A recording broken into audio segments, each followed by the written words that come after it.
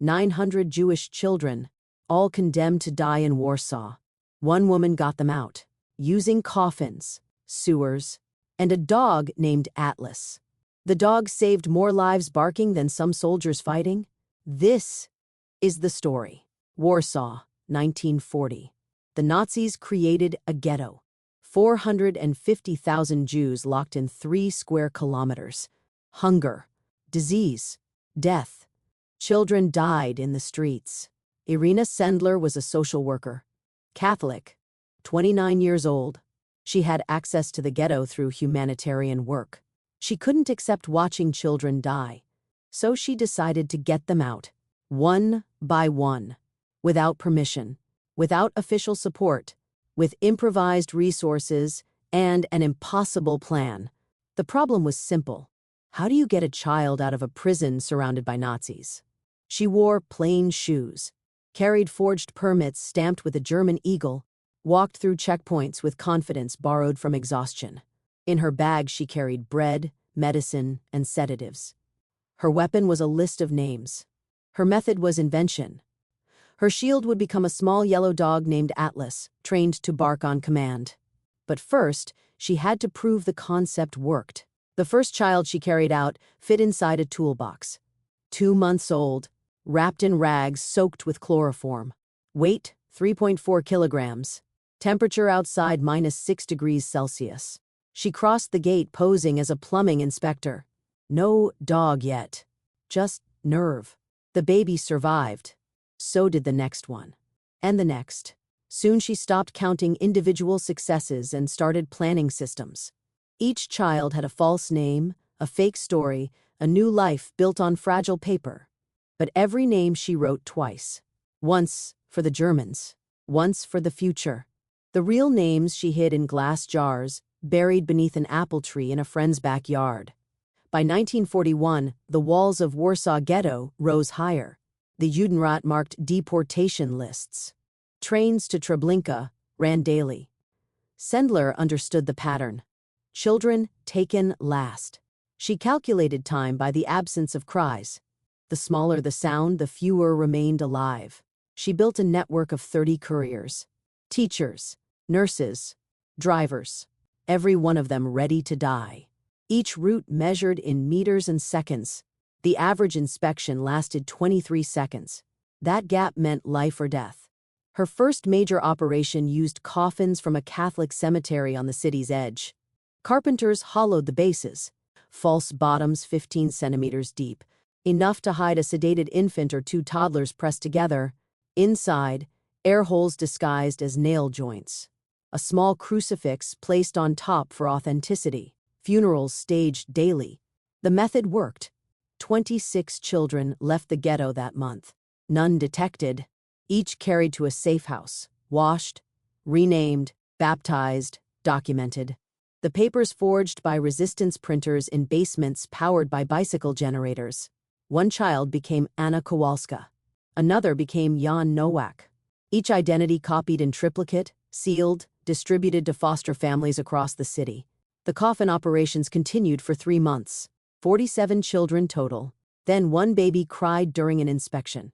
A Nazi guard bent close to the coffin. Flashlight out. Pistol ready. Sendler held her breath. The guard's hand moved toward the crucifix. If he lifted it, if he looked inside, 12 people would die that day. The baby cried again. Louder. The guard's fingers touched the wood. Then a church bell rang in the distance. The guard straightened, waved the wagon through. But Sendler knew she couldn't rely on luck. She needed a solution for crying babies. She needed noise. Deliberate noise. Controlled noise. She needed a dog.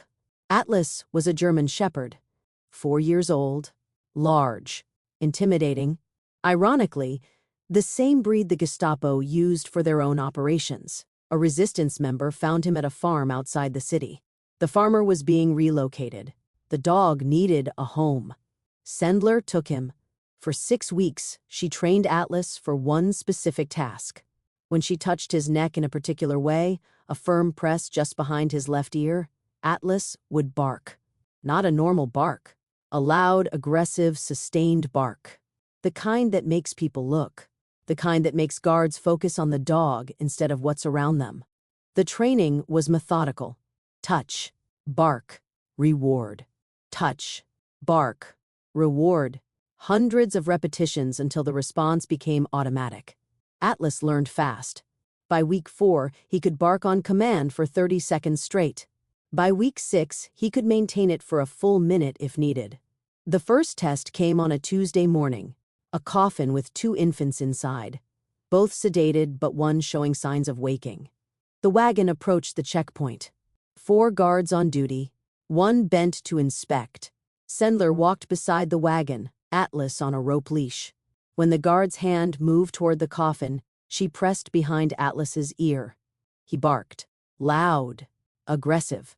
The guards turned to look at the dog. One laughed. Said something about it mourning its master. The other guards relaxed. The one inspecting the coffin stepped back. Waved them through without opening it. The method worked. Atlas had covered the sound of breathing, of slight movement, of 2 lives hidden 6 inches below a corpse. Over the next 18 months, Atlas participated in approximately 30 operations.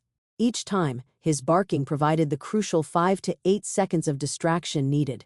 Each time, guards looked at him instead of looking closer at the cargo. The irony wasn't lost on Sendler. The Gestapo used German shepherds to hunt people. She used one to save them. The Germans trained their dogs to attack on command. She trained hers to bark at exactly the right moment. Both used the same breed for opposite purposes, one for death, one for life.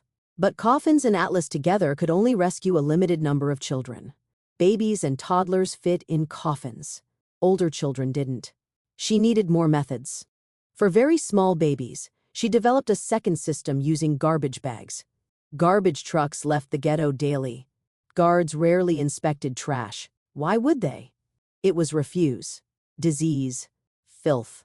Sendler made an arrangement with a truck driver, a man named Piotr, who'd lost his own children to typhus. Babies were sedated with minimal doses of morphine, just enough to keep them quiet.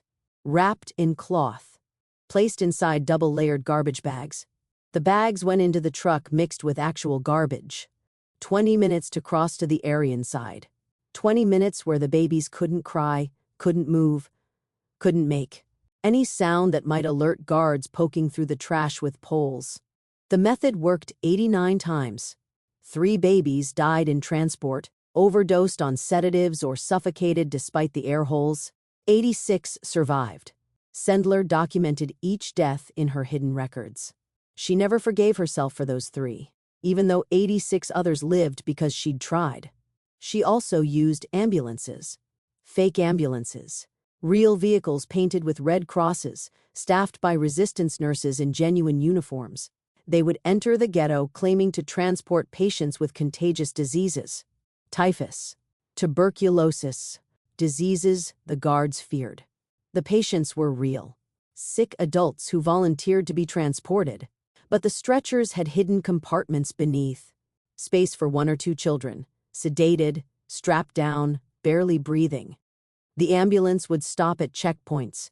Guards would see sick adults covered in sores and lesions, would smell disease, and would wave the vehicle through quickly. No one wanted to inspect a typhus patient up close. No one wanted to risk infection. 11 ambulance runs. 24 children smuggled that way. Then there were the sewers. Warsaw had 300 kilometers of sewer tunnels running beneath the city. Some tunnels connected the ghetto to the Aryan side. Sendler mapped 7 usable routes. The sewers were filthy.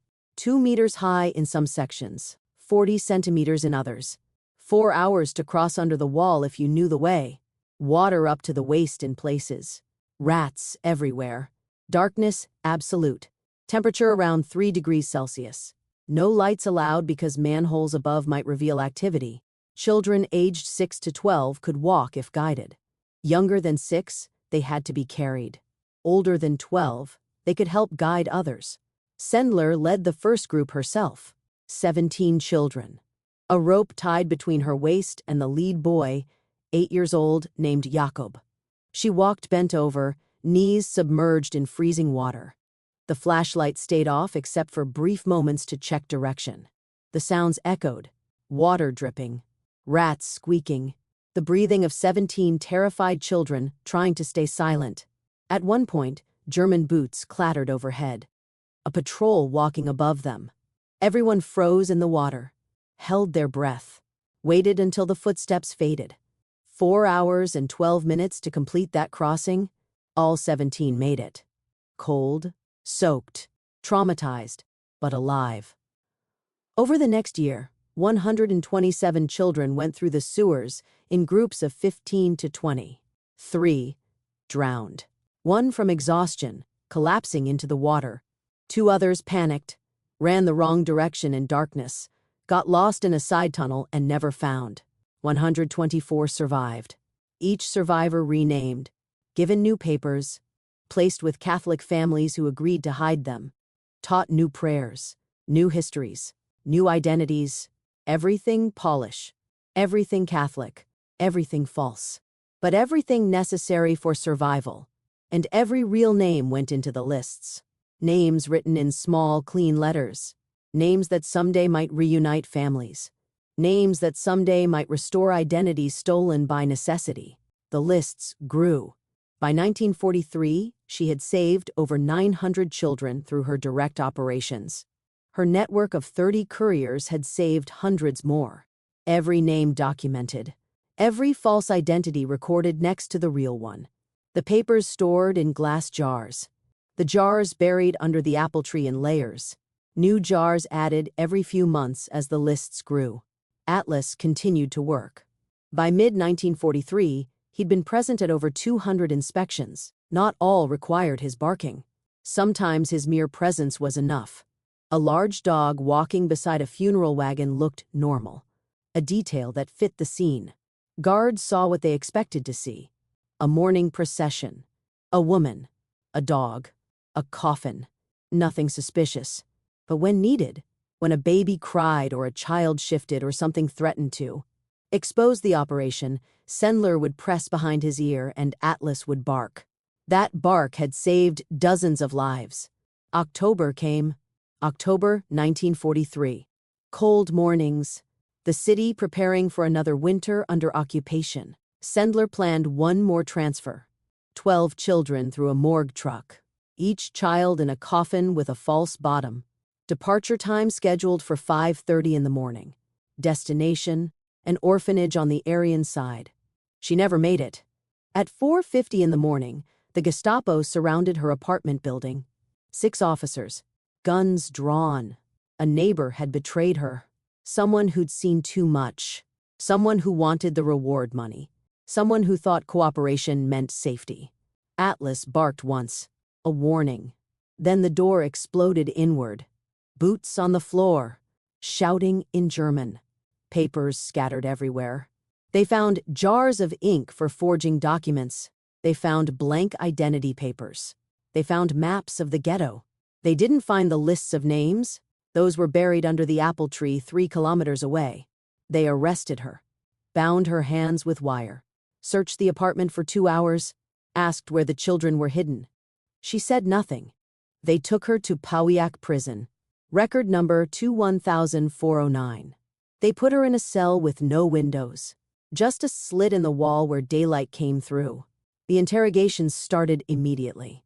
They wanted names, names of children, names of couriers, names of families hiding Jews. She gave them nothing. The torture began on day 3. They broke her fingers first, one at a time, using pliers, asking questions between each break. She screamed, but she didn't talk. Then they broke her legs. Both of them, at the shins, using a metal rod. The pain was enormous, beyond description, beyond endurance. Yet she endured. She thought about the lists, about 2,500 names buried under the apple tree. If she spoke, those children would die. Not in body. They were already safe, hidden, renamed.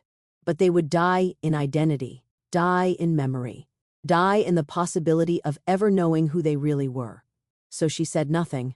For 3 months, she gave them nothing. The Gestapo documented her case in their files. Prisoner, female, age 33. Crime, aiding Jews. Sentence: death by shooting. Execution date scheduled for January 14th, 1944. The resistance learned of her capture within days. Ghetto, the Polish underground organization dedicated to helping Jews. They'd worked with her since the beginning. Now they mobilized to save her. Code messages moved across Warsaw through couriers. The phrase was, "Mother injured, funeral planned." That meant rescue attempt in progress. They bribed a German guard with 20,000 zloty, a fortune, a year's wages, plus a bottle of vodka and a promise of safe passage west when the war ended. On the morning of her scheduled execution, January 14th, the guard let her out through a side gate. Told other guards she was being transferred for additional interrogation. Outside, the resistance waited with a stolen ambulance. She was unconscious when they put her in. Official records listed her as executed. Shot at dawn. Body disposed of. The Nazis believed her dead. Ghetto printed new identification papers in the name Klara Dabrowska. Her hair was cut short. Face wrapped in bandages. She recovered in a basement clinic run by resistance doctors. The injuries were severe. Both legs broken, badly set, infected. She would walk with a limp for the rest of her life. Chronic pain that never left. During her captivity, Atlas disappeared. Likely shot by the Gestapo during the raid. She asked once about him after her rescue. Someone said they'd heard barking stop suddenly that morning. She never asked again. The war continued. Warsaw burned. The ghetto uprising happened in April 1943 while she was imprisoned. The entire district destroyed. By 1944, the general Warsaw uprising began. The city bombed to rubble. Through it all, she remained hidden, recovering, unable to walk without crutches. When Soviet troops entered Warsaw in January 1945, she emerged from hiding. The resistance had dissolved, many members dead or scattered. Her first act was to recover the jars. She crawled on crutches to the site where the apple tree had stood. The area was bombed, blackened, but she dug with bare hands until she found metal. The first jar, then the second, both intact. The third jar destroyed by shrapnel. Most of the lists survived, 2,500 names. She delivered them to the Polish Committee for Social Welfare, asked that surviving children be reunited with any remaining family members. The search began. Letters sent, records checked, inquiries made. Most parents were dead. Treblinka, Majdanek, Sobibor, Auschwitz. The camps had taken nearly everyone. Some children did find surviving relatives. An aunt here, a cousin there, a grandmother who'd hidden in a forest, but most had no one. They remained with their Polish foster families. Grew up believing they were Catholic, believing they'd always been safe, only learning the truth years or decades later. Life after the war was difficult. Sendler returned to social work, but the communist government that took control of Poland distrusted former resistance members. Ghetto was banned, conversations monitored, files sealed or destroyed. In 1949, she was dismissed from her position for bourgeois affiliations. The new regime rewrote history. The ghetto's destruction blamed on abstract fascists. Individual stories erased or simplified. Her story buried with the thousands of other stories that didn't fit the official narrative. She lived quietly, worked in hospitals when allowed, then in schools. Each step a reminder of injuries that never healed. Her legs had been badly set, metal pins inserted. Walking caused constant pain. She kept no photographs from the war, only copies of the lists in sealed envelopes stored in a drawer. For decades, almost no one knew her story. A few survivors knew. A few resistance members who survived knew. But the general public had no idea. The world moved on, focused on celebrated rescuers. Schindler, Wallenberg, others whose stories fit neat narratives. Her name remained absent from most histories. In 1965, Yad Vashem in Jerusalem created a designation, Righteous Among the Nations. It honored non-Jews who saved Jews during the Holocaust. Polish officials submitted her name quietly. She couldn't travel to Israel under communist control. The medal arrived by diplomatic pouch. wrapped in brown paper. She put it in a drawer and continued her quiet life. The years passed. 1960s, 70s, 80s. Poland remained closed. Her story remained unknown. Then, 1989, the Berlin Wall fell. Poland opened. The Soviet bloc collapsed. Western journalists began researching hidden Holocaust stories. Historians from Yad Vashem visited her apartment. Small, modest, filled with books. They asked if she remembered the children. She pointed to her head. "They are here," she said. "Always?" They asked how many she saved. She answered, "I don't know. We never counted children. We counted days until we could save one more." Her story emerged slowly. An article here, a documentary there. In 1999, 4 high school students from Kansas found her name in an archive. They wrote a play titled Life in a Jar, raised money to visit her. Cameras followed. Media attention grew. She smiled rarely, always sat upright, hands folded over her cane. She spoke of her courier network, of the carpenters who built false coffins, of the families who hid children at risk of death. She never spoke about herself as exceptional, just a social worker who did her job. In 2003, the Polish government gave her the Order of the White Eagle, the nation's highest honor. In 2007, she was nominated for the Nobel Peace Prize. She didn't win. Al Gore won that year for his climate change documentary. Some survivors of her rescue efforts protested the decision, but she told them to stop. "Awards don't matter," she said. "The children lived. That's what matters." The final count was verified through the lists. Over 2,500 children smuggled from Warsaw ghetto. 900 through her direct operations. Coffins, garbage bags, ambulances, sewers. The rest through couriers she trained. Every child had a name, a file, a new identity. Most grew up believing they'd always been Polish, Catholic, safe, only discovering the truth decades later through letters, meetings, revelations, from aging foster parents who finally told them the truth. The lists survived, preserved now in the Jewish Historical Institute in Warsaw. The handwriting precise, some pages faintly smudged by soil from years underground. One entry reads, "Infant, male, unidentified, rescued through cemetery, Atlas present." Another entry, "Girl, age 5, through sewer tunnel, survived." Her own handwriting on every page. Irena Sendler lived until 2008. 98 years old. She survived 2 wars, 1 occupation, 4 different governments. The pain in her legs never stopped. Constant. Daily. A reminder of 3 months in Pawiak prison. The world finally remembered her, but too late for her to care about recognition. She died in a Warsaw hospital on May 12, 2008. When newspapers printed her obituary, they finally used the word hero. She had rejected that word her entire life. Heroes were the parents who handed over their children knowing they might never meet again, she always said. Heroes were the families who hid Jewish children knowing execution awaited if discovered. Her work, she insisted, was clerical. Paperwork. Signatures. Lists. Nothing heroic about lists. But those lists preserved 2,500 identities. Those signatures created 2,500 new lives. That paperwork defied an empire built on erasing people. After her death, trees were planted in her honor. Jerusalem, New York, Sydney, other cities around the world, each marked with a plaque. Each bearing her name and a line, she carried hope through sewers. Atlas's collar was found during a museum excavation in 1952, rusted, half destroyed. It rests today in a display case at the Warsaw Uprising Museum beside forged papers and a section of sewer grate labeled Route B.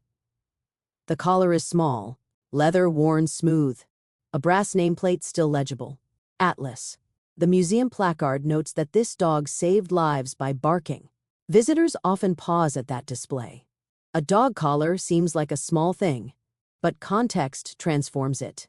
That collar was worn by a German shepherd who barked at 30 Nazi checkpoints, who barked over the cries of babies hidden in coffins.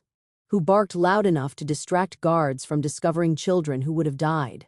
That collar represents precision, strategy, the careful application of one small action repeated until it saved dozens of lives. The miracle of Sendler's story isn't the scale, though 2,500 is enormous. The miracle is the method, the arithmetic. One woman, one dog, one coffin at a time, one child at a time. Each decision a calculation between death and survival. Each success measured in seconds. Each life a variable she refused to lose. In the 2000s, descendants of rescued children began contacting historians. Grandchildren, great-grandchildren, over 6,000 people alive today because of those first 900. They send letters, photographs, stories of lives lived, children born, careers built, families created, all branches growing from roots that should have been cut in Warsaw between 1940 and 1943. Some descendants visited the site of the old apple tree. An apartment building stands there now. But every spring flowers appear, left anonymously. No one knows who brings them. Maybe one of the saved. Maybe a grandchild. Maybe someone who read the story and wanted to mark the spot where 2,500 names were buried to keep them safe. The flowers are usually simple. Daisies, sometimes roses, always fresh, always placed carefully. A quiet acknowledgement of something that happened 80 years ago. History preserves explosions, battles, declarations. It records the loud moments. But Sendler's resistance was quiet. A dog barking, a coffin passing through a checkpoint, a name written twice and hidden. Silence used as strategy, normalcy used as camouflage, the appearance of routine used to hide the extraordinary.